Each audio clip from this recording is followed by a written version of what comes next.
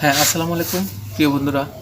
এই যে 2 দিন আগে যে আপনার ক্রিম আপা যে ঘটনাটা ঘটলো, সেই ঘটনাটা আপনারা আসলে কিভাবে দেখবেন? সে তার নিজের বাচ্চাকে কন্টেন্ট তৈরি করার জন্য তার বাচ্চাকে কস্টিপ দিয়ে খাটের সাথে বেঁধে রেখে সে কন্টেন্ট তৈরি করতেছে। তো আমার প্রশ্ন হলো, একটা বাচ্চাকে আপনি হ্যারাসমেন্ট করে, তাও আবার নিজের আপন বাচ্চাকে হ্যারাসমেন্ট করে আপনি ভিউ কামাবেন, আপনি কন্টেন্ট তৈরি করবেন, এটা তো আমি মনে করি এটা অ্যাকসেপ্টেবল না। এখন আপনি কিভাবে দেখবেন বিষয়টা, যদি আপনারা কমেন্ট করে জানান। আপনারা কন্টেন্ট তৈরি করেন, কিন্তু আপনার নিজের আপন বাচ্চাদেরকে যেন হেনস্থা করে বা কষ্ট দিয়ে নয়। আমার মনে হচ্ছে এখান থেকে আমাদের বের হয়ে আসা উচিত।